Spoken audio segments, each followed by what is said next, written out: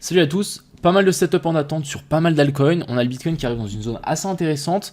Et puis, je pense que ça vaut la peine de faire une petite analyse technique sur le marché. On a l'Ethereum qui s'approche d'un potentiel point de retournement. Bref, on a des choses à dire. En tout cas, je vous souhaite à tous un très bon lundi de Pentecôte. Je vous souhaite aussi un très bon début de semaine. Et puis, installez-vous confortablement parce que ça va être intéressant cette vidéo. J'espère qu'elle vous plaira. On est parti. Crypto, million. Crypto, million. Crypto, million. Alors, commençons directement ici par ce BTC, rien de plus simple, on est toujours sous la poche de liquidité qu'on avait indiquée ici. Cette poche de liquidité ici, ça représente quoi? Ça représente aussi la zone de fair value gap en daily qu'on a juste au-dessus. Donc, personnellement, je pense qu'on va pouvoir avoir un retournement sur ce BTC une fois qu'on aura touché uniquement cette zone de fair value gap en daily. Tant qu'on ne la touche pas, il n'y a pas de raison qu'on se retourne. Ensuite, une fois qu'on sera retourné, il y aura deux options. Soit on vient chercher la première zone de fair value gap, soit on vient chercher la zone OTE, soit on vient beaucoup plus bas. Donc on verra si la structure reste baissière ou pas. Mais moi, je voudrais bien voir une petite touchette de ça. Si on peut avoir la touchette de la zone de fair value gap en daily, sans faire de clôture au-dessus de ça, ça peut juste être magnifique. Après, moi, je pense qu'on va quand même faire une clôture au-dessus de ce sommet-là et ensuite c'est réinversé et vraiment chuter. Il y a beaucoup de gens qui attendent une clôture au-dessus de ça pour dire ah non, mais on a fait un market structure break, on est venu faire une clôture au-dessus, sauf que ici la correction est en ABC, donc on ne peut pas compter. Et pour moi, je ne compte pas ça comme une structure break. Ce qu'il aurait vraiment fallu voir, c'est que on ait fait une déviation et que ici ça part très très fort et qu'on vienne directement faire un nouveau plus haut et ensuite on aurait eu la correction. Sauf que ici vous voyez qu'on a eu la correction avant, on a même galéré à passer au-dessus de ça. Donc pour moi le marché reste assez faible comparé à ce qu'on pourrait avoir après une telle manipulation. Donc l'objectif ça va être de vraiment analyser ce qui va se passer dans la zone de fair value gap en daily, si on se retourne ou pas. Après, je pense que c'est une zone assez intéressante, il peut se passer beaucoup de choses, donc l'objectif ça va être d'attendre une inversion structure en low time frame. Je rappelle qu'une inversion structure, c'est le fait de nous faire un plus haut que l'ancien, et ensuite on vient de faire un nouveau plus bas. Une fois qu'on aura fait ça, on pourra se dire dans cette zone-là, une fois qu'on aura fait ça, on pourra se dire simplement ok, là il y a de fortes chances qu'on se retourne et qu'on descende beaucoup plus bas, récupérer au moins les liquidités qu'on a laissées ici vers la zone des 60 000 $. Du côté de l'Ethereum, rien à dire. Pour moi, on a toujours une petite poche de liquidité qui attend ici, pourquoi pas une petite touchette. Ça correspond en fait au plan que j'avais dessiné ici. Je pense qu'on va avoir ici un pump. J'ai envie de voir un swept au-dessus de ça. Pourquoi pas faire une clôture au-dessus de la trendline, faire penser à tout le monde qu'on casse cette trendline et ensuite réintégrer et redescendre. Encore une fois, c'est pas forcément quelque chose que je vais trader, à moins qu'on ait une inversion structure. Dès qu'on va avoir, pourquoi pas, une inversion structure, un truc comme ça, là on va pouvoir se dire ok, c'est intéressant pour shorter, mais tant qu'on n'a pas d'inversion structure, je ne touche à rien. Assez intéressant, on a quand même cette grosse zone de fair value gap qui est potentiellement en attente juste en dessous.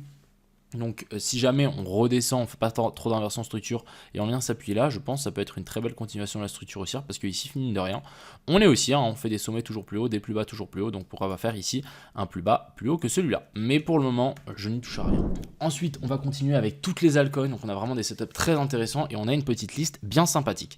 Donc déjà, on va commencer ici par le Injective, on a quelque chose de super intéressant, on a prise de liquidité ici en dessous, petit cost boss, changement de caractère, et là on est en train de monter. Donc là, ce qu'on n'est pas encore venu faire, c'est venir toucher la zone d'OTE. Donc on rappelle que la zone OTE, c'est le FIBO entre la zone 0,108 et 0,786, entre le rebond, après ici le petit boss. Donc pour le moment on n'a rien, on peut voir qu'ici on a une petite poche de liquidité, donc pour moi ça ferait assez de sens que le Injective redescende.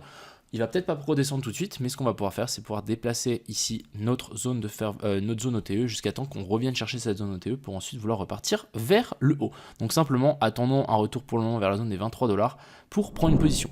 Ensuite ici, on a le Jasmine, super intéressant aussi. On est dans une belle structure haussière. On fait des plus bas, toujours plus haut, excusez-moi, et des sommets aussi toujours plus haut.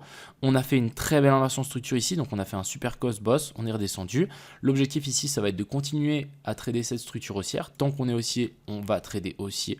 Et du coup, l'objectif, ça va être de trouver un long dans la zone OTE, ici vers la zone des 1,8 centimes. Pourquoi pas faire une touchette de la zone de fair value gap, toucher la zone OTE et ensuite vouloir repartir assez fort vers le haut. Donc là, il faudra au moins attendre un retour vers la zone des 1,8 centimes. Ensuite, ici, on a Tao. Super intéressant aussi, on est dans la grosse zone OTE de tout le mouvement. On a fait une petite inversion structure après une prise de liquidité et la touchette de la zone de fair value gap en weekly. Et ici, on le voit bien. Donc là, l'objectif, ça va être de trouver aussi un long. Pourquoi pas s'attendre à une redescente un petit peu plus bas avant de vouloir repartir. Mais ça reste super bullish. Donc vraiment, même si ça part ici, c'est pas grave, je ne serai pas en position. Mais clairement, si on descend un petit peu plus bas, ça peut être une super zone de long. Venir chercher ici en dessous. Et ensuite, on pourra largement target les call high qu'on a laissé là-haut. Ensuite, on a le AJX. J'ai une position qui est en attente ici en dessous. Même chose, cost, boss, changement de caractère, prise de on a laissé des liquidités ici. Ce que j'attends maintenant, c'est un retour pour prendre ces liquidités, touchette de la zone de fair value gap. Et là, directement, j'ai pris un trade et directement target les call high qu'on a laissé ici au-dessus. Ensuite, on a le Floki qui est aussi super intéressant. On est revenu à break-even pour mon trade, mais en tout cas, ce que je voulais vous montrer, c'est qu'on peut descendre même encore un petit peu plus bas et ça nous permettrait de même continuer à grossir notre position. On a une très belle prise de liquidité juste ici. On a une très belle zone de fair value gap juste ici en dessous. Donc l'objectif, ça va être de redescendre, venir chercher, je vais enlever les zéros, mais on va dire 17,8. Revenir chercher ici les 17,8 et ensuite on pourra de nouveau se renvoler. Et l'objectif ici, ça va être de simplement continuer cette structure haussière. On fait des plus bas toujours plus haut et du coup, on fait aussi des plus hauts toujours plus haut. Donc on va simplement trader la tendance. Voilà un petit peu ce que je voulais vous dire aujourd'hui. On va juste peut-être finir avec AVAX qui me semble aussi assez intéressant. On a fait une petite changement de caractère ici, on a laissé une poche de liquidité juste ici.